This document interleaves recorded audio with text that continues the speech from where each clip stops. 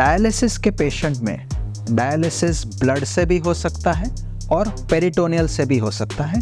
Blood dialysis या haemodialysis ये सबसे कॉमनेस्ट फॉर्म है डायलिसिस का, जो अच्छे अच्छे डायलिसिस सेंटर्स और हॉस्पिटल्स में उपलब्ध है।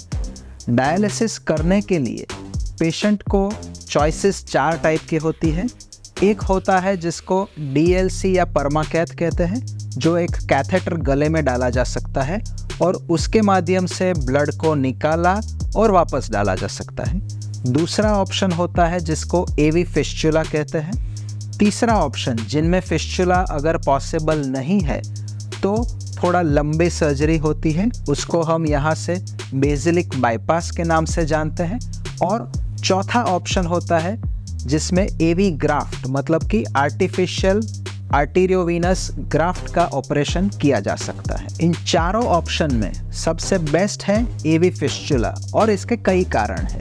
एवी फिस्चुला और आर्टेरियोवेनस फिस्चुला, जिसमें बॉडी की आर्टरी और वेन उन दोनों को एक स्पेशल सर्जिकल टेक्निक से जोड़ा जाता है और over 6 to 8 weeks blood flow arteries में से होता हुआ वेन में जाता है और वो वेन पूरी साइज में बड़ी हो जाती है। ये ऑपरेशन लोकल एनेस्थीसिया में, रिस्ट के पास, फोरआर्म में या एल्बो के पास हो सकता है और वो डिपेंड करेगा कहाँ पर वेन्स की साइज और आर्टरी की साइज अच्छी है।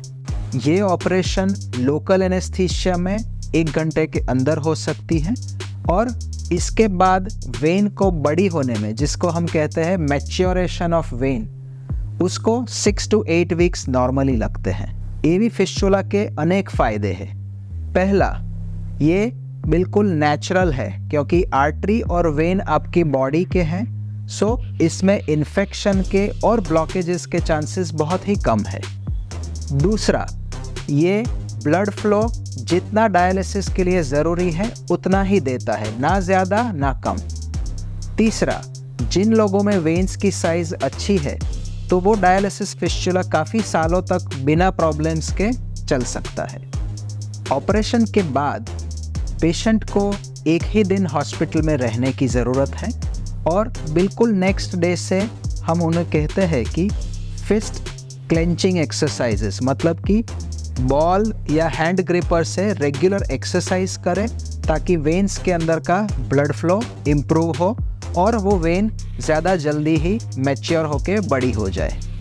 दूसरा जो ध्यान रखने जैसी चीज़ है, वो जिस हाथ में फिस्चुला है उस हाथ में ब्लड प्रेशर, ब्लड सैंपल वो सब अवॉइड करना है। उसी हाथ से रेगुलर एक्सरसाइज करना है और वो हाथ पे प्रेशर नहीं आए। जैसे सोते वक्त कुछ लोगों को हैबिट होती है कि हाथ को सर के नीचे रखा, वो सब फिस्चुला वाले हाथ में अवॉइड करना चाहिए। जैसे फिस्चुला डेवलप होगा वैसे यहाँ टच करने पर आपको फिस्चुला की थ्रिल का एहसास होगा। थ्रिल या वाइब्रेशंस यही फिस्चुला चलने की निशानी है और आपने डॉक्टर के पास अवश्य सीखना चाहिए कि ये फिस्चुला की थ्रिल कैसे फील करते हैं। साथ साथ ऑपरेशन वाली जगह का रेगुलर ड्रेसिंग और दवाइयाँ जो आपके डॉक्टर ने बताई है वो भी हमेशा चालू रखनी चाहिए।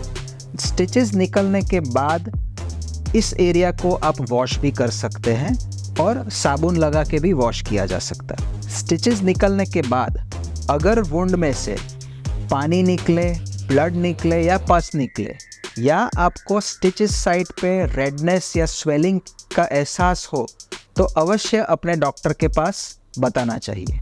अगर अच्छे चलते फिस्चुला की थ्रिल गायब हो जाए या वो थ्रिल पल्स में कन्वर्ट हो जाए जिसमें यहाँ का फोर्स बढ़ जाता है, तो उस फिस्चुला में कोई ना कोई प्रॉब्लम है और उस प्रॉब्लम को अर्ली डिटेक्शन के लिए अपने वास्कुलर सर्जन को जल्दी मिलना चाहिए। रेगुलर यूजेज ऑफ फिस्चुला में उसी एरिया को क्लीन करते रहिए और जब भी डायलिसिस हो उसके बाद अगर आपको टाइट बैंडेजेस लगाए जाते हैं तो उनको 15-20 मिनट के बाद निकाल देने चाहिए और अवॉइड करना है कि सेम पॉइंट पर रिपीटेड पंक्चर्स नहीं हो। आपके डायलिसिस टेक्नीशियंस को भी ये ज़रूर बताइएगा कि वेन पंक्चर की साइट या जगह बदलते रहे।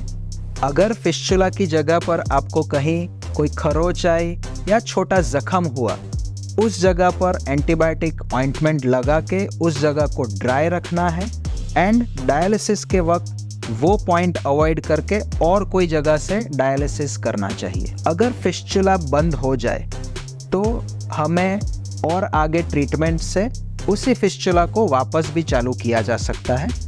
उसके लिए 2 टाइप के प्रोसीजर्स हम करते हैं।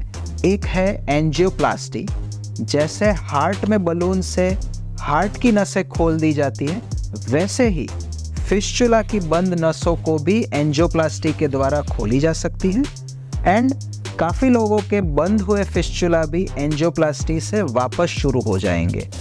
अगर उसके अंदर ब्लड क्लॉट बहुत ज़्यादा थिक या बड़े हैं तो एंजियोप्लास्टी के साथ साथ छोटी सर्जरी करके वो क्लॉट्स को हम रिमूव भी करते हैं। उस सर्जरी को हम थ्रोम्बेक्टोमी ऑपरेशन कहते हैं। और फिस्चुलोप्लास्टी मतलब कि फिस्चुला एंजियोप्लास्टी और थ्रोम्बेक्टोमी, उन दोनों से यही लाइफलाइन की लाइफ और आगे बढ़ाई जा सकती है। आई होप ये एवी फिस्चुला की इन्फॉर्मेशन आप सबको अच्छी लगी और आपके काम आएगी। ऐसे ही इन्फॉर्मेटिव वीडियोस के लिए प्लीज़ फॉलो अस ऑन आदिक्यूरा and don't forget to subscribe on our channel.